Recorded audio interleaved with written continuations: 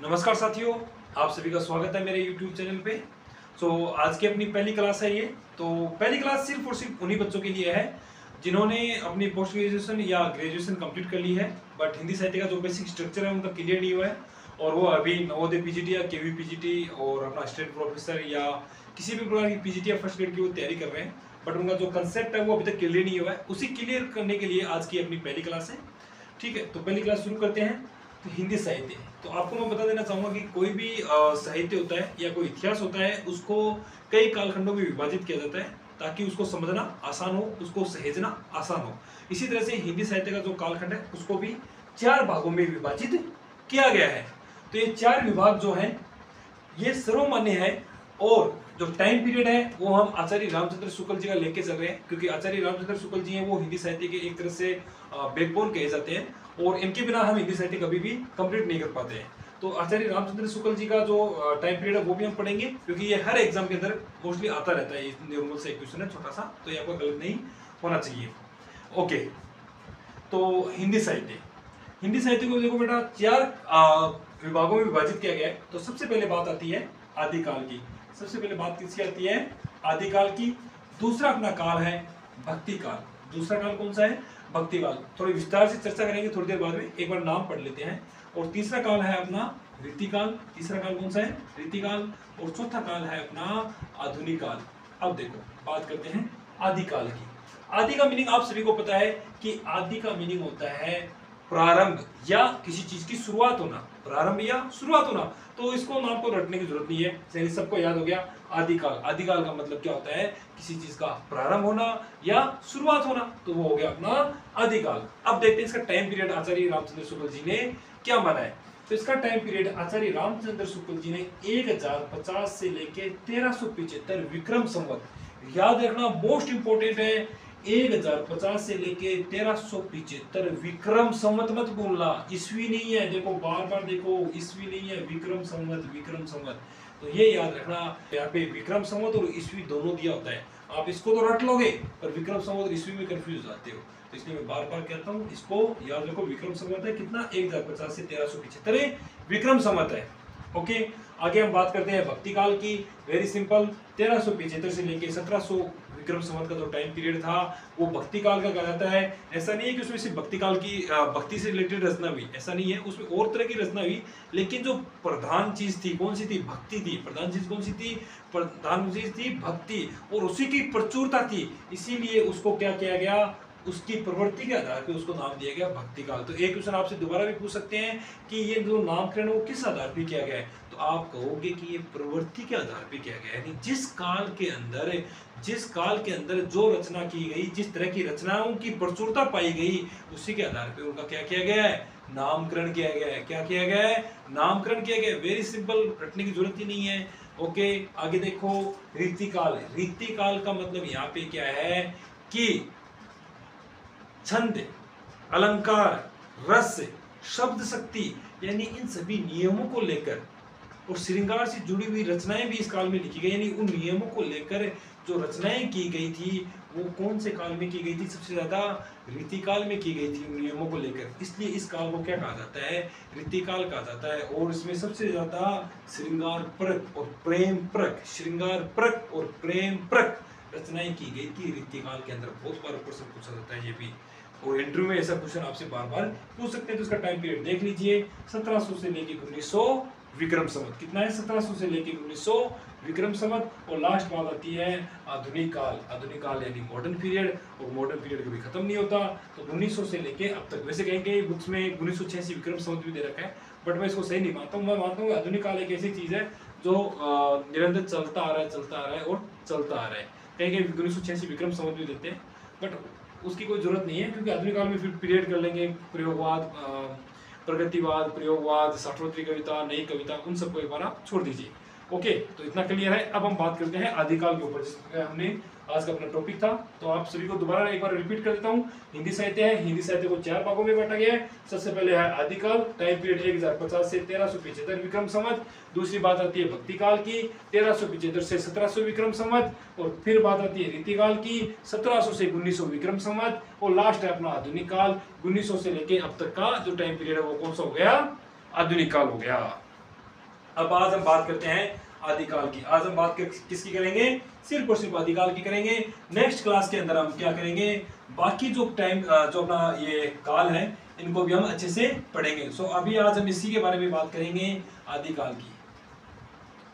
तो जहां तक मैं मानता हूँ आप लोगों ने एक सीरियल देखा होगा, पृथ्वीराज चौहान का जो सीरियल था वो देखा होगा। उस सीरियल से भी आपने बहुत सी बातें सीखी होंगी। इसके अलावा भी आपने बहुत सारी बुक्स पढ़ी होंगी, अलाउद्दीन की कहानियां पढ़ी होंगी। ओके, ये सब चीजें आपने पढ़ी होंगी। ओके, तो उस टाइम में जो टाइम पीरियड था वो क्या था, एक प्राचीन युग था, और लोगों की जो मानसिकता थी वो कहीं ना कहीं थोड़ी सी संकीर्ण थी। क्योंकि आपने देखा होगा कि जयचंद ने मोहम्मद गौरी को इन्वाइट किया था कि पृथ्वीराज चौहान पे आक्रमण करो।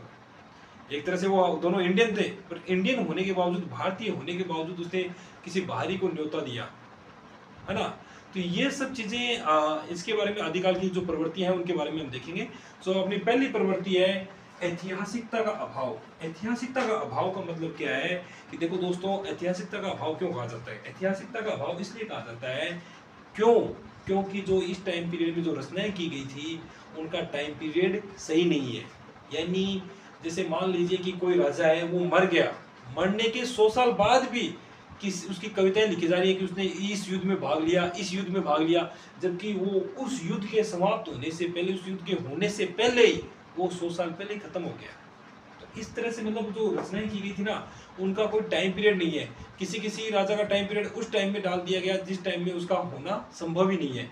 तो ये बात आप याद रखना। यहाँ पे क्या है, ऐतिहासिकता का अभाव है। जो युद्ध वगैरह हुए हैं उनका भी जो टाइम पीरियड डाला गया है कहीं कहीं मिसमैच होता है। इसलिए आचार्य रामचंद्र शुक्ल जी और जो बाकी अन्य जो इतिहासकार हुए हैं उन्होंने ये बात सबने सर्वमान्य मानी है कि इस टाइम पीरियड में ऐतिहासिकता का अभाव है। क्या है? ऐतिहासिकता का अभाव है। उसके बाद में देखो, युद्ध वर्णन में सजीवता।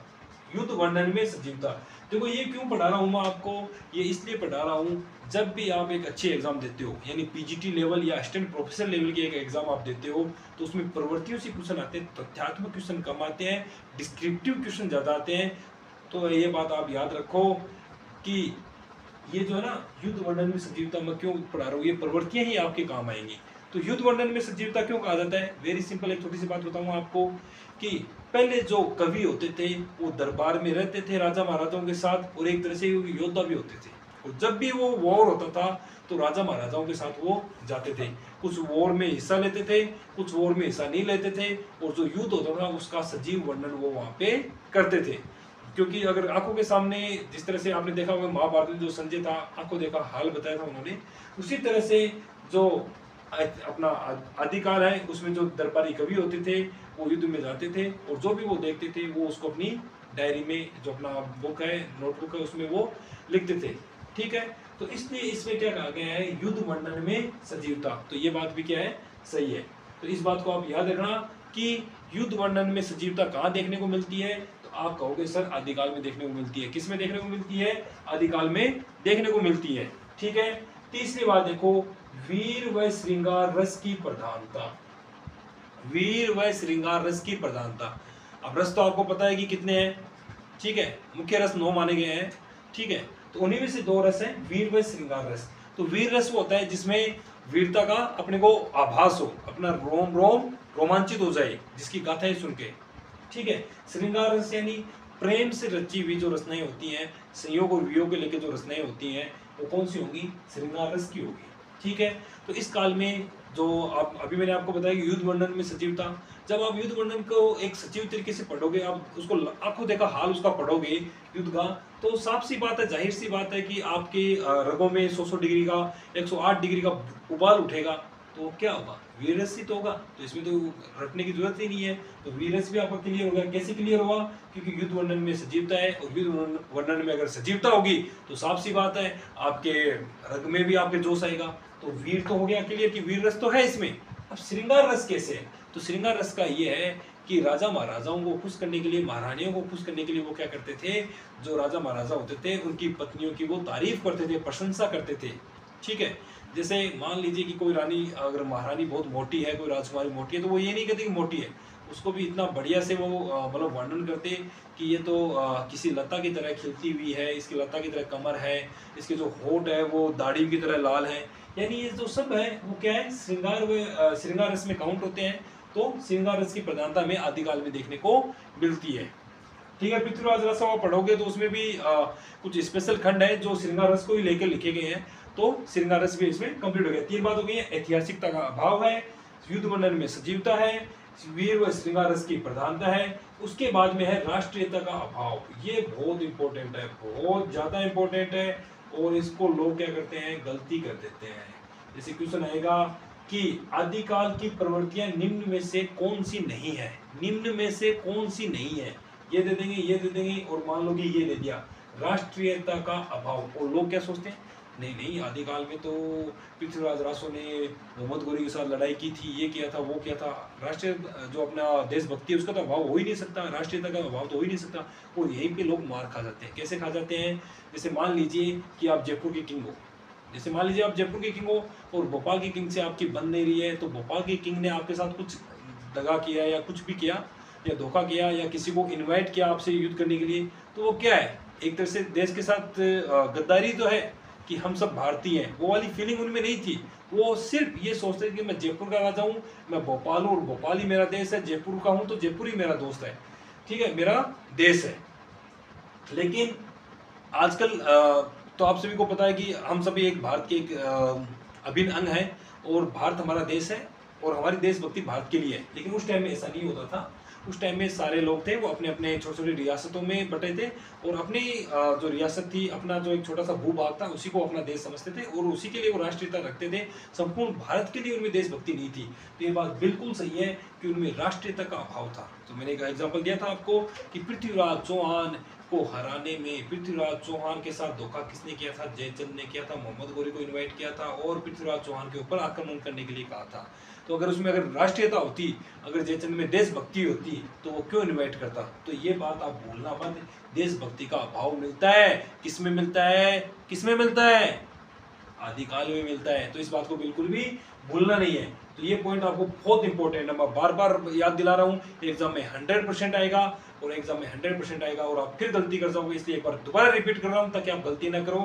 राष्ट्रीयता का अभाव, देशभक्ति का अभाव किसमें, आदिकाल में। चलिए आगे चलो। आश्रयदाताओं की प्रशंसा, साफ सी बात है, जिसका खाएंगे उसी का बजाएंगे, जिसका खाएंगे उसी का बजाएंगे, तो इसमें तो कोई रटने की जरूरत नहीं है। यानी जो दरबारी कवि होते थे, जिसके दरबार में काम करते थे, जिसके दरबार में वो रहते थे, उसी राजा की वो प्रशंसा करते थे और उन्हीं के ऊपर वो रासो ग्रंथ भी लिखते थे। जैसे पृथ्वीराज रासो है, बिसलदेव रासो है, कई तरह के रासो ग्रंथ लिखे गए हैं। ठीक है, तो आश्रयदाताओं की प्रशंसा हो गई। और उसके बाद में है डिंगल पिंगल भाषा का प्रयोग। देखो ये भी एक इम्पोर्टेंट है। कैसे इम्पोर्टेंट है, इंटरव्यू में कई बार पूछ लेते हैं।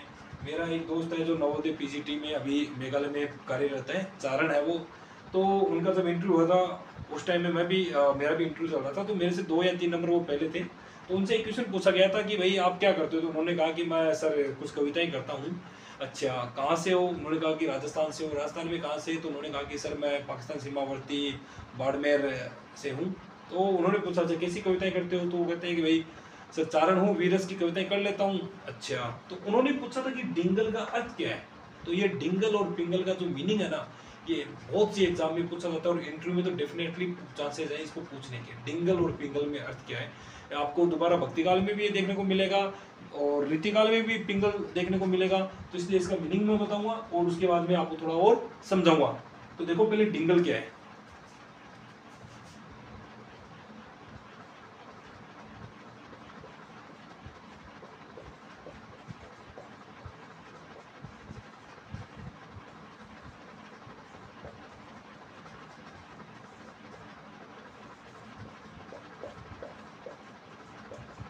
देखो सबसे पहले डिंगल क्या है, यानी राजस्थान की खड़ी बोली, राजस्थानी खड़ी बोली और जिसमें वीर रस की प्रधानता हो। थोड़ा बहुत ब्रज भाषा का पुट मिल जाता है लेकिन वो इतना इंपॉर्टेंट नहीं है। सबसे पहले कि राजस्थान की खड़ी बोली, राजस्थानी खड़ी बोली जिसमें वीर रस का पुट हो, वो कौन सी कहलाएगी, डिंगल कहलाएगी। यानी वीर रस काव्य लिखने के लिए मोस्टली कौन सी भाषा का प्रयोग होता था, डिंगल का प्रयोग होता था। कौन सी का प्रयोग होता था, डिंगल का प्रयोग होता था, जिसमें कई बार ब्रज भाषा की कुछ शब्द हमें मिल जाते हैं देखने को, तो वो इतना इंपॉर्टेंट नहीं है। उसके बाद में बात करते हैं पिंगल की। तो पिंगल क्या है, बहुत सॉफ्ट है। पिंगल क्या है, सॉफ्ट है। और डिंगल क्या है, हार्ड है। पिंगल क्या है, सॉफ्ट है। तो ये क्या है, प्रेम से रची हुई रचनाएं, ब्रज भाषा है ये कौन सी? राजस्थानी मिश्रित।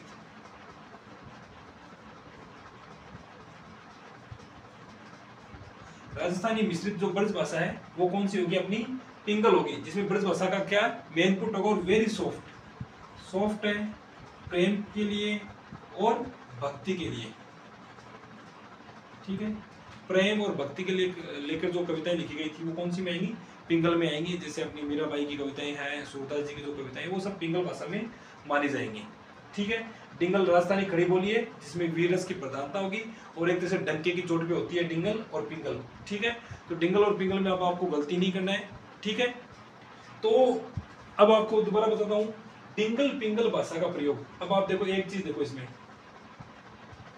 वीर व श्रृंगार रस की प्रधानता, दो बातें हैं, वीर व श्रृंगार रस की प्रधानता। अब आपको पता है जहाँ वीर होगा वहाँ डिंगल होगा, जहाँ श्रृंगार होगा वहाँ पिंगल होगा, जहाँ वीर होगा वहाँ डिंगल भाषा होगी और जहाँ श्रृंगार होगी वहाँ पिंगल भाषा होगी। ये तो सिंपल सी बात है, कुछ भी रटने की जरूरत नहीं है। हर चीज को कॉन्सेप्ट क्लियर कर रहा हूँ, हर चीज को समझो और समझ के अपना कंसेप्ट क्लियर कर लो। पूरी तरह से आदिकाल में इससे बाहर प्रश्न नहीं आएगा। मतलब अगर बेसिक एक छोटी मोटी एग्जाम है अपना टीजीटी लेवल को एग्जाम, तो अगर प्रवृत्ति से पूछेगा तो इन्हीं से पूछेगा। बाकी जो विस्तार वाले जो वीडियो है वो मैं बाद में आपके लिए बनाऊंगा। अभी बेसिक चल रहा है तो ज्यादा अभी टेंशन लेने का नहीं है। ओके, चलिए एक बात और देख लेते हैं। अभी 6 पॉइंट हो गए हैं।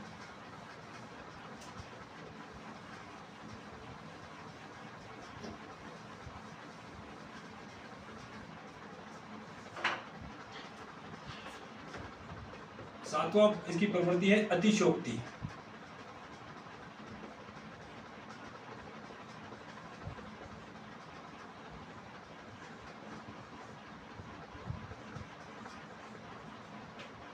अतिशोक्तिपूर्ण वर्णन। तो सातवां पॉइंट अपना इसी की आदिकाल की हम प्रवृत्ति पढ़ रहे हैं, आदिकाल की प्रवृत्तियां।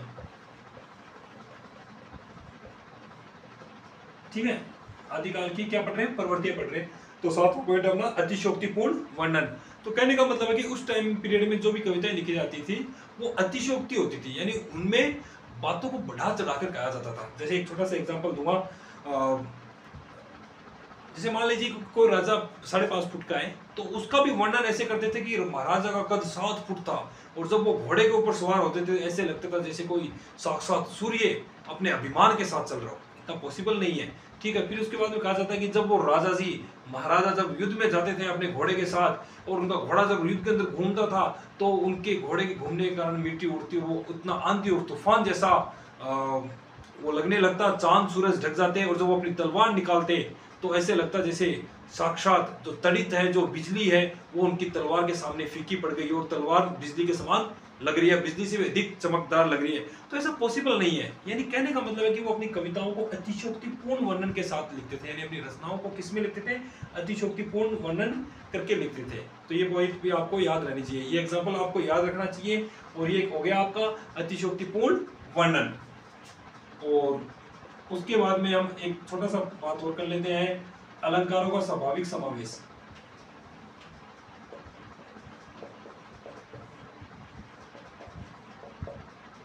अलंकारों का अत्यधिक प्रयोग भी कह सकते हैं, स्वाभाविक तो नहीं कहेंगे लेकिन अलंकारों का अत्यधिक प्रयोग, यानी वो कहने का मतलब यही है कि अलंकारों को बहुत ज्यादा प्रयोग वहां पे हुआ था। ठीक है, अधिक प्रयोग, ताकि आप कंफ्यूज नहीं हो। और इसमें ऐसा कुछ है नहीं। अगर एक छोटा पॉइंट और देखें तो रासो काव्य में देखने को मिल जाते हैं। फिर अगर हम और बात करें तो नाथ संप्रदाय भी इसमें आता है।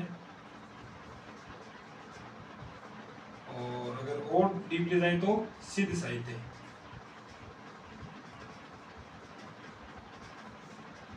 अगर और डीपली जाए तो अपना एक छोटा सा जैसे जैन साहित्य भी हमें इसमें देखने को मिल जाता है। ठीक है, तो कहने का मतलब ये है कि ये सब प्रवृत्तियां हैं, इनके बारे में हम अगली क्लास में थोड़ा और चर्चा कर लेंगे जब हम विस्तार से पढ़ेंगे आदिकाल को। अभी तो आज अभी छोटी क्लास है, इसलिए जो विस्तार से पढ़ेंगे तब इनके बारे में और जानेंगे। और नाथ संप्रदाय में जैसे योग है, हठ योग है, उनके बारे में जानेंगे। सिद्धों में जो 5 मकार है और जो इन्होंने अपना कुछ रूल्स को तोड़कर कुछ गलत काम किए थे उसके बारे में भी हम सिद्ध साहित्य में पढ़ेंगे, जैन साहित्य का पढ़ेंगे। तो ये सब हम जब आदिकाल की विस्तार से क्लास होगी तो उसके बारे में हम पढ़ेंगे। एक बार मैं दोबारा से रिपीट कर देता हूँ, ओनली 5 मिनट्स, ताकि आपका रिपीट हो जाए, टाइम वेस्ट नहीं हो। ओके, हिंदी साहित्य कुल मिला के 4 भागों में बांटा गया है। सबसे पहले आदिकाल, फिर आपका भक्ति काल, फिर रीतिकाल, फिर आधुनिक काल। आदिकाल का टाइम पीरियड है 1050 से लेकर 1375 विक्रम संवत। फिर आपके बाद आती है भक्ति काल की। भक्ति काल का टाइम पीरियड होगा आपका 1375 से लेकर 1700 विक्रम संवत। रीतिकाल का टाइम पीरियड होगा 1700 से 1900 विक्रम संवत। और आधुनिक काल का पीरियड होगा 1900 से लेकर अब तक का जो टाइम पीरियड चल रहा है वो आधुनिक काल में होगा। और जितने भी लिखे गए हैं ये काल है वो अपनी प्रवृत्तियों के अकॉर्डिंग चलते हैं। तो आज हम पहली प्रवृत्ति किसकी पढ़ेंगे? आदिकाल की प्रवृत्ति पढ़ेंगे। तो आदिकाल की प्रवृत्ति के बारे में हम जानेंगे। सबसे पहले बात आती है ऐतिहासिकता का अभाव। मैंने बार बार कहा था कि जो रासो ग्रंथ लिखे गए हैं, जो विभिन्न तरह के ग्रंथ या रचनाएं की गई हैं, उनके अंदर जो टाइम पीरियड जो दिया गया है वो मैच नहीं होता है, कहीं कहीं मैच होता है, कहीं कहीं मिसमैच होता है, इसलिए ऐतिहासिकता का क्या है? अभाव माना गया है। ठीक है। दूसरी बात हम करते हैं युद्ध वर्णन में सजगता, क्योंकि मैं बता रहा हूँ जो दरबारी कवि होते हैं वो एक कुशल योद्धा भी होते थे, इसलिए वो राजा महाराजाओं के साथ अपने आश्रितदाता के साथ क्या करते थे? युद्ध में जाते थे, और वहां जो उन्होंने देखा उसको आंखों देखा हाल वो किस में लिखते थे? अपनी रचना में लिखते थे। इसलिए युद्ध वर्णन कैसा होगा? सजीव होगा। फिर रस कौन सा होगा? वीर व श्रृंगार रस होगा। कौन सा होगा? वीर व श्रृंगार रस होगा। क्यों? क्योंकि आपको पता है कि युद्ध वर्णन अगर सजीव होगा तो सिंपल सी बात है, अपने भी जोश तो आएगा, और जहाँ जोश होगा वहाँ कौन सा रस होगा? ऑब्वियसली वीर रस होगा। फिर बात है श्रृंगार रस की, क्योंकि वो राजा महाराजाओं में रहते थे तो भाई महारानी का भी थोड़ी बहुत प्रशंसा करनी पड़ेगी, तो श्रृंगार रस भी वो लिखते थे। उसके बाद में राष्ट्रीयता का अभाव, मैंने बार बार बताया, एक सिंपल सा एग्जांपल दोबारा वही दे रहा हूँ, वो एग्जांपल मत भूलना। उस एग्जांपल को अगर आप याद रखोगे तो आपका कभी भी गलत नहीं होगा। एग्जांपल यही है कि जयचंद ने किसको बुलाया था? मोहम्मद गौरी को बुलाया था। पृथ्वीराज चौहान के ऊपर आक्रमण करने के लिए जयचंद ने बुलाया था, और अपने पूरे भारत के साथ उसने गद्दारी कर दी थी, जिसका खामियाजा हमें आज भी भुगतना पड़ रहा है। ओके, तो राष्ट्रीयता का अभाव हो रहा था, क्योंकि लोगों की जो मानसिकता थी वो थोड़ी संकीर्ण थी, संकीर्ण मानसिकता होती थी उस टाइम में। उसके बाद में हम बात करेंगे आश्रयदाताओं की प्रशंसा, जिसकी खाएंगे उसी की बचाएंगे, इसलिए वो आश्रयदाताओं की प्रशंसा करते थे। और डिंगल और पिंगल भाषा का प्रयोग, जो वेरी इंपॉर्टेंट, डिंगल होगी वीर भाषा, खड़ी बोली राजस्थानी वाली, और पिंगल होगी ब्रज भाषा मिश्रित जो होगी, वो कौन सी होगी? पिंगल होगी। श्रृंगार व प्रेम की रचनाएं पिंगल में लिखी जाएंगी, वीर रस डिंगल में लिखी जाएंगी। उसके बाद में अतिशोक्तिपूर्ण वर्णन, बातों को बढ़ा चढ़ा कर कहा जाता था। अलंकारों का अधिक प्रयोग, हाँ अलंकारों का प्रयोग उसमें देखने को मिलता है। कुछ प्राचीन अलंकार है जो आजकल देखने को नहीं मिलते, जैसे दुहा तो चलो मिल जाता है, बड़े सगाई है या कुछ और अलंकार है जो भी है, तो वो यहाँ इसमें हमें देखने को मिलते हैं। उसके बाद में कुछ रासो काव्य हमें देखने को मिलता है। नाथ संप्रदाय की कुछ रचनाएं देखने को मिलती है, जिसमें हठयोग है, और सिद्ध साहित्य और जैन साहित्य भी हमें देखने को मिलते हैं। तो आज हम अपनी क्लास यहीं पे समाप्त करते हैं। अगर आप किसी को कोई प्रॉब्लम हो तो कमेंट बॉक्स में आप कमेंट करके हमें पूछ सकते हैं, क्योंकि अभी नहीं 2 या 3 क्लास या 4 क्लास है जो मैं अभी सिर्फ बेसिक पढ़ाऊंगा, सिर्फ उन बच्चों के लिए होगा जिन्होंने हिंदी साहित्य को अभी पढ़ानी है, बट उनका सपना असिस्टेंट प्रोफेसर या स्कूल लेक्चरर बनने का है। ओके, तो कोई भी दिक्कत हो तो आप मुझे कमेंट में बता सकते हो, और चैनल को अपना लाइक और सब्सक्राइब कर दें। अपना नया चैनल कुछ ही दिनों में आने वाला है, तो उसको भी हम आपको नोटिफाई कर देंगे। थैंक यू, धन्यवाद।